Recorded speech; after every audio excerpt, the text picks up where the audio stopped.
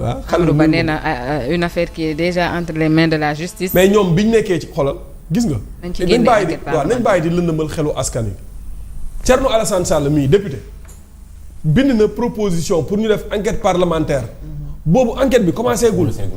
ils ont refusé ils avaient refusé loolu il faut ñu wax ko sénégalais yi buñ ne enquête instant bi pôle financier mu ngi def enquête wala DIC mu ngi def enquête yooyu yaay mais nañu wax sénégalais yi ne avant enquête bi di tàmbali Thierno bindoon na pour ñu def enquête parlementaire daaw loolu daaw la ñu bañ ba tëdd ci naaj bi. ak Pape Djibril Fall. Pape Djibril Fall. mais loolu duñ ko wax dañ koy occulter. merci beaucoup ñu dañoo bañ ba tëdd ci naaj bi. léegi après tey ñu bëgg ñoo rey naan ñu ay lu nekk ci yoon duñ ci ubbi enquête parlementaire xanaa tey lañ mën a wax lool. gis nga ñii ci tappale képp lañ nekk ci tappale lañ nekk et les Sénégalais sont en train de souffrir ñu nekk di non mais. Ouais, pendant ce temps en tout cas c'est un crime de non ce qu'ils ont fait là. oui c'est très grave ñàkk yërmande la inhumain. non c'est inhumain. c'est inhumain franchement courant nii ñëpp.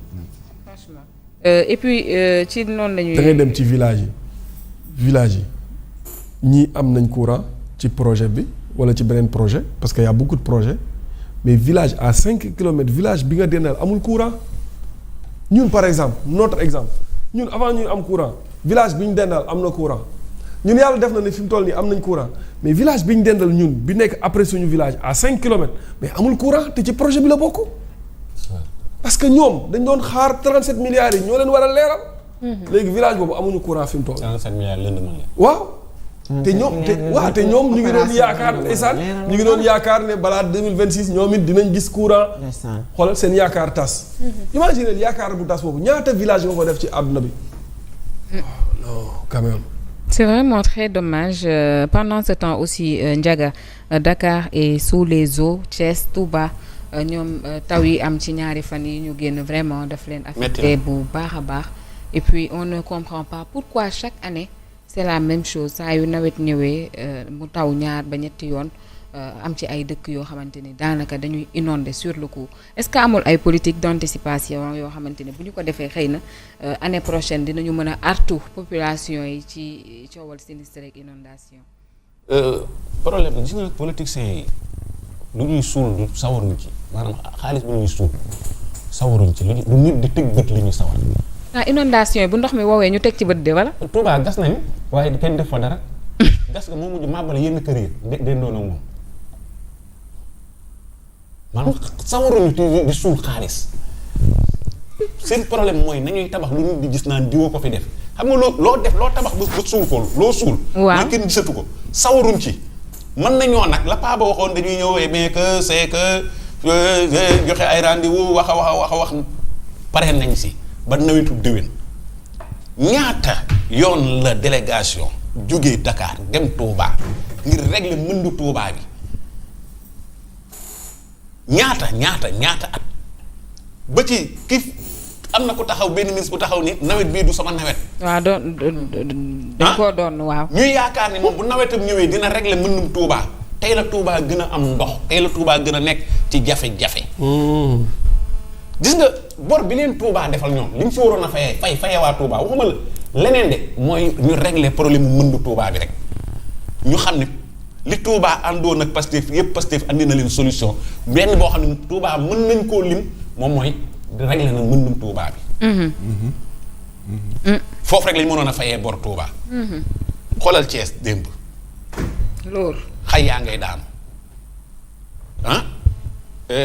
grande mosquée bu kër maam Alaaji nga xam ne dañuy waajal gàmm. fu ne taalibe yi di jóge ci diaspora bi di jóge ci biir réew mi ak bitim réew. di ñëw biir kër maam Alaaji foofu dafa mënd te li ma leen la politiciens yi du ñu suul xaalis gis nga canal bi jaar kër maam Alaaji sax dañ koo ñoŋal tuuti pour nit ñi xam ne canal la maanaam suuluñu lépp. Ngent. ouais rond-point Ngent. jëm biir Ngent bi nawet bi di ñëw dañoo génn def ay banderole wallaay boo demoon Ngent bu tawee ba pare da ngay fi nit ay dégg la. non.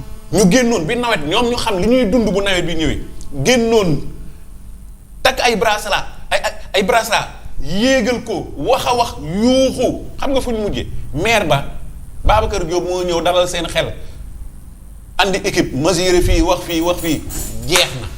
daaw. ren gii bi nawet bi ñëw laa la wax. te lañ ko namm. am na fas boo xam ni ku courant bee ko rey xay yi bi fête de l'indépendance bi di ñëw xam nga nu ñu def dañoo am xay yoo xam ne dañ ko doon daggaat gor ko pour rafetal yoon bi ak nàngam xoolal xay yooyu tey bi ngelaw gi ñëwee xay yooyu dafa daanu ba yàq fa ay oto. am naa sama benn xarit boo xam ne démb moom nan ma xay gi ci li mu daanu fa la bokk diggante ay nina faal fa lañ naan toxaleen ca Thiès nga xam ne ñoo ngi doon tàmbali sànce ba ni dañuy defaraat tali bi tey boo fa demee doo fa xàmmee ndax mën ma fa am nga ñëw Ndakaaru li régions yi di dund di Touba Bakel di ko dund kii di ko dund nu te Thiès di ko dund tey moom la fii di ko dund ni ñu koy waxateeti la Ndakaaru di dund problème moom mooy bu ñu toppee xool techniciens yi jàng nañ ko am nañu ay solution pour mu ndox mi ñëwee lu mu gaaw mu dem yoonam mais problème mooy li ma la wax ci tàmbali bi moom mooy nangu ñëw su fi yëg pare wuñu pour suul xaalis bi te gëm yàlla mooy mën mi du am problème ñaata bâtiment moo daanu démb ngelaw gi. même ici à Dakar il y a beaucoup de business gâté parce que boo xoolee corniche bi ñiy exposé mooy les chambres à coucher Mamadou ñiy exposé ci corniche bi c'est pas si xam ngeen leen wala yéen a ngi leen fay romb démb boo xoolee sur les réseaux sociaux da ngay gis ni seen business bi yëpp daanaka. ngelaw li yàq na ko xam nga mbirum inondation li ci doy waar c'est à la fois des dégâts matériels et sur le plan économique également il y a un impact négatif.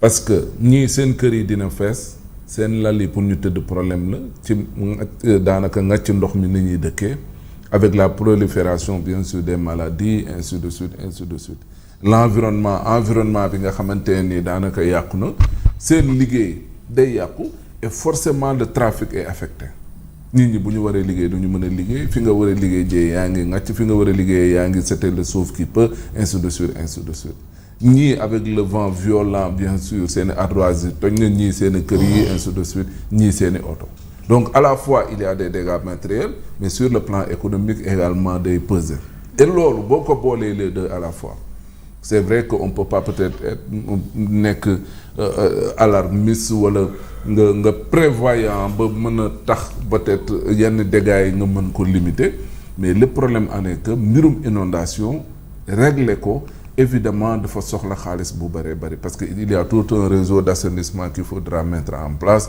il faut irriguer l'eau mu mën a dem peut-être dans les zones où il y a de la mer entre autres pour ndox mi di fa mën a dem ainsi de suite loolu moo taxoon projet de gestion des eaux pluviales et d'adaptation au changement climatique mu tudd projet am solo ba léegi c'est vrai que ñu ngi koy continuer di ko def mais li gën a am solo moom mooy il faut comprendre que mbirum inondation lu ko ëpp lu koy indi mooy suuf bu màndi moom moo koy indi il y a ce qu'on appelle la remontée de la nappe phréatique et loolu bu amee ndox mi bu tawee évidemment bu amul ay yoon pour réussir pour dem mais l'eau stagne et ndox mi bu stagné woo looloo waral muy dugg ci néeg dugg feneen ak feneen parce que y a pas un réseau d'assainissement et tombé naag suuf sa màndi bu ko defee l'eau stagne ndox ma foofu lay dal parce que mënatul infiltrer wu dugg ci biir suuf mi maintenant pour le cas de Touba où il y a 47 forages tey ces forages là devait permettre justement à soulager à la limite même à atténuer coono yi nga xam ne moom la askan wi di am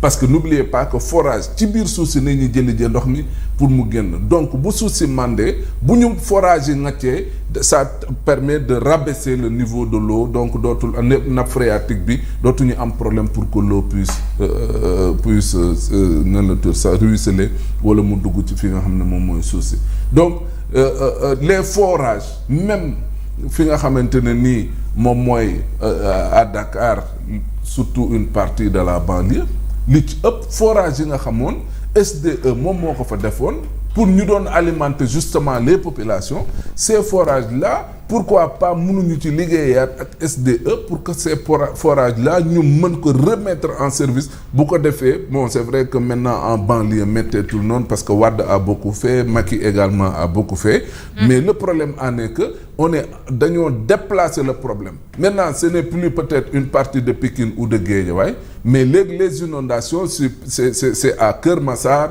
Kër Ndiaye Lo Bambilor ainsi de suite Tivaouane Peulh léegi ñoom ñooy ñi nga xamante ne nii ñoom les nouveaux types d'inondés ñoom ñooñu la parce que lu koy indi mooy nit ñi fu ñu warut a dëkk dañ leen fay bàyyi ñu dëkk. fu nekkoon yoonu ndox ñu sakk ko remblayer ko bàyyi nit ñi ñu ñëw dëkk fa.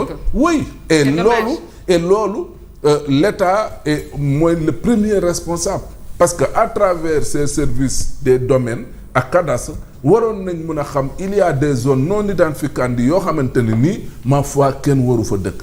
mais si vous laissez les populations ñu ñëw dëkk fa ñu ñëw tabax fa obstruer le passage de l'eau mais après day am ay problème forcément loolu mooy problème et c'est le même problème bu am à Touba les gens habitent nu leen neexee sancaan yeeg ñoom seen xamuñu ne fii yoonu ndox la xamuñu ne fii nii waruñu fi dëkk ainsi de suite et finalement les inondations bu ñu ñëwee da leen di indil problème. donc jàpp naa ne li gën a am solo c'est le travail en amont qu'il faudra faire mooy les zones yi nga xamante ne nii kenn mënu fa dëkk parce que yoonu ndox la état mën a veiller à ce que kenn bañ fa dëkk ñi koy njuuj njaaj ak les bandits fonciers ñeneen ak prédateurs ñoom ñëpp. que l'État puisse prendre ses responsabilités pour que dans ces zones-là kenn bañ fa dëkk. bu ñu jógee ci loolu les réseaux d'assainissement benn bu ONAS il faut le refaire surtout zone HLM Médina ainsi de suite dafa vétus beneen bi mooy que l'on puisse quand même accepter de mettre beaucoup de sous ci li nga xam ne mooy li jëm ci suuf Ndiaga la rappelé tout à l'heure les politiques ñoom lu ne fàng dajj nañuy bëgg boo amul volonté réelle pour nga régler problème ak inondation day poser problème et même pour cas de Touba moo war a gën a yomb tu peux pas avoir Touba ca kanam qui est un bras à la fois même financier technique et boole ci ak capital ressource bu am solo ñoo xamante ni boo soxla woon ay nit pour ñu gasal la jàppale la bàyyi fa àll gi ñëpp taxaw le cas de Touba véritablement jàpp naa ne mun na am solution et nu mu gën a gaawee. c'est très important Fatima loo ci yokk moom moo Cissé.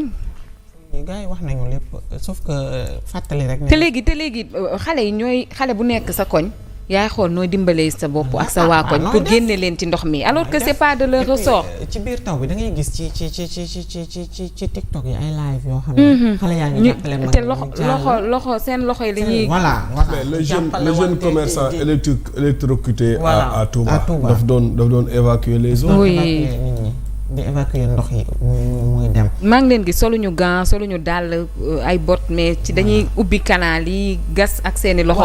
bon loolu nag man pour man les collectivités aussi dañ ci état dafa war a dimbale collectivités yi def leen ay dotation su ko defee collectivités yi aussi ASC yi wala comité de quartier yi ñu dem ci ñooñu jox leen des éléments yu nga xamante ni koñ bu nekk jeunes yi fa nekk di dimbale nit ñi pour ñu évacuer ndox bi ñu jox leen peut-être ay jumtukaay ay gants comme ni ñu koy waxee ak ay râteau ay pelle ay brouette et tout ça yooyu noonu ngir ñu mën leen a ay même bu dee benn koñ bu nekk wala benn quartier bu nekk dañ fay samp sax aussi benn moto pompe. xam nga moto pompe yi sax gisatuma leen xam nga daan nga gis ay moto pompe yoo xamante ne ni mooy yi am raakool bu gudd. mais yooyu man je ne les vois plus je ne comprends pas. mais ça c'est plus des solutions conjoncturelles en fait. waaw mais l'idéal c'est d'aller vers des solutions structurelles. parce que mooy régler définitivement le problème la problématique des mooy caniveau yi ñuy def ci trottoir les motos pompes tu les retrouvais plus. bu ñu déclenché woon plan Orsec. ci ngay gis moto pompe yeeg sapeur yeeg ainsi de suite le génie militaire bon si vous voulez. l'armée ñu mobiliser leen pour justement ñu mën a. surtout yoon tali yi nit ñi di jaar la corniche VDN 3 jëm amoo VDN bii nii yenn ci ay.